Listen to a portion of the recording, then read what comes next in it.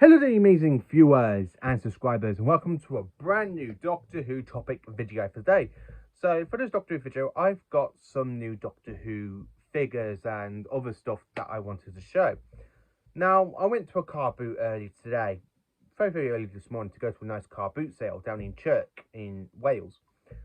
And I've picked up quite a few good Doctor Who goodies, so I thought, you know what, to show off, show you what I got and how much I paid for it from this car boot and what's my favourite so far. So I'm going to dive into the thing I'm most excited to say what I got in my collection.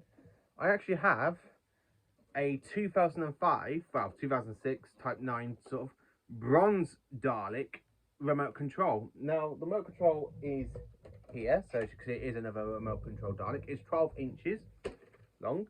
So yeah, it goes nicely with me other remote control Dalek, aka the Dalek Supreme from Remembrance of the Daleks. So now I've got two remote control Daleks.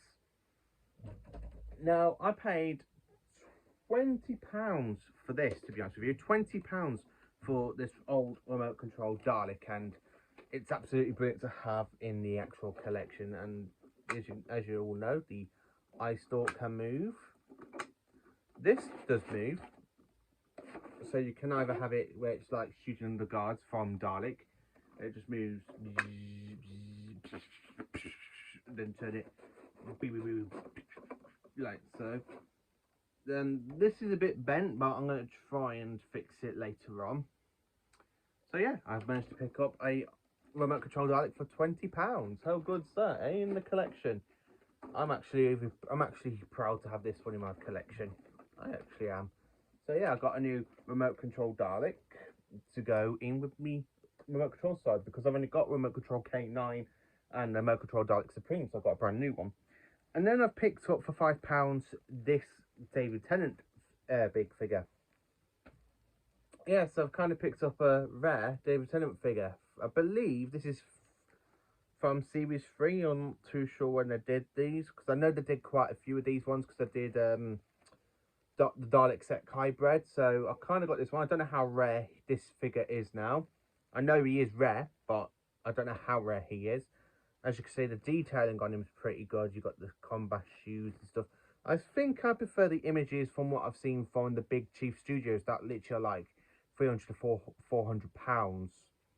So, but this one's actually kind of good, and it's good to have in the collection for £5, I think. So yeah.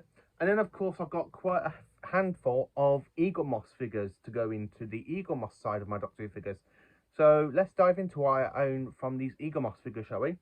So I'm going to go through Doctor order for these, because I've got figures from the 1st down to the 11th Doctors. Well, 12th Doctor, technically. So let's dive into it. So first I have a Mechanoid from the Ark. Not Mechanoid, not the Mechanoids. The as you can see there, I can't say the name properly.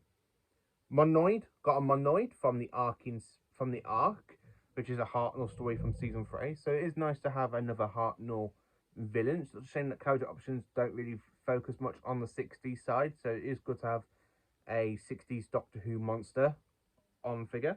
So I've got that one. And then of course I have a 10th Planet Cyberman.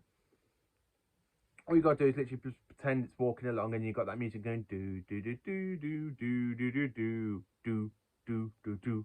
Yeah, I got a 10th Planet Cyberman. That's pretty cool. And I paid £40 for this whole massive collection for the Eaglemoss side. So £40 for quite a few of them. So I literally got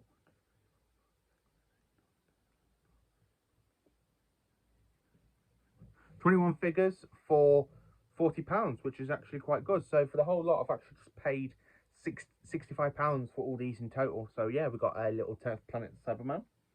And then of course, jumping into the 2nd Doctor, it is a bit broken, but I didn't mind the way, because it was only, you know, for the whole lot, it was actually, you know, 40 quid, so I weren't really going to moan. So we have the Invasion Cyberman, the Cyberman from the Invasion, aka my favourite Cyberman story from the 60s, which is kind of cool to have. And then of course, going into the John Pertwee era, I have a broken Omega in the set, so I don't really mind. Hopefully I can find another one soon, getting fixed, but I'll get the moment I've got Omega there. Then of course, jumping into the Tom Baker era, we have the robot mummy from Sutek from the Pyramids of Mars. I like the detailing on this guy. It's absolutely brilliant and fantastic, and I love Pyramids of Mars, so it's really good to have a figure from that story. Shame it's not. I haven't got the character options ones, but you never know. And then, of course, I own another Decaying Master. This one has got no hand, but I do have two versions of these ones already. Because I got the one that I got for Christmas that came with the classic Masters, which has got Roger Delgado, Peter Pratt, aka this version of him, and of course Anthony Ainley and Eric Roberts for Christmas. So I did kind of get that month. And I got another copy of the original one as well, because this is the re-release one. The detailing in the new one's quite better, but I don't really mind having another Decaying Master on the shelf, in case I want to make like a big finish section of the shelf, a big finish section to go with these ones, because the Decaying Master is in big finish quite a lot. They're jumping into Colin Baker with the last classic monster of Doctor Who I've got for this set. I have a Vervoid from Terror of the Vervoids, which is the best story from Trial of a Time Lord, I have to admit. The best one, which is the Vervoid. And I have to admit, I am looking forward to meeting Brian Brescent, who also starred in Trial of a Time Lord as King Carlos. I'm going to get him to sign me Trial of a Time Lord DVD of Mind Warp. So I just kind of wanted to mention that one while I got another Trial of a Time Lord villain. Yeah. And then coming into the New Who era now. So coming into the only Doctor that you do get with this set, aka John Hurt, aka the War Doctor from The Day of the Doctor. So we've got the War Doctor in this little set, brilliant. And then coming into Eccleston era now with the 9th Doctor era, we have an Auton from Rose. I like the way the detailing looks on the shirt. The way it looks is absolutely brilliant, and you've got the gun. It's absolutely fantastic. And then, of course, we have Jade. Is it Jade? Yeah, Jada, something like that, who is the tree woman from the end of the world, where they're on the platform 1, and of course she burns because she's made of wood. So I do have her. Then jumping into the David Tennant era now. So for David Tennant, so I'm going to go through these chronicle what I got. So of course I have Professor Yarna's little scientist, aka Chanvo, who does end up getting killed by the Master when he opens the fob watch, and he does execute her, but she still shoots him on her dying breath. So we do have Chanvo from Utopia. Then, of course, jumping into my second favourite David Tennant series, I have a Fashion Dorada, who has got a hand missing, unfortunately, but it is nice to have a Fashion Dorada on the shelf. I mean, you could just walk him across here and go, "Hey, who turned out the lights? Hey, who turned out the lights?"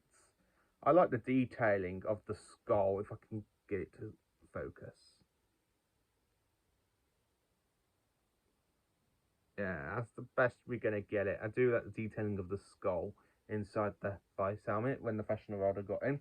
And then, of course, we have Timothy Dalton's, aka Rassilon, from The End of Time. And now, I do own another Rassilon figure, so it's kind of cool that I own a previous Rassilon, and of course the Rassilon we see in Peter Capaldi's era. Now, I already had this one, not in today. He's in my 12th Doctor section, so it's kind of good to have another figure of Rassilon. And of course, it's the Timothy Dalton one, and the way he's there, kind of having that paddy where he goes, "I will not die, do you hear me?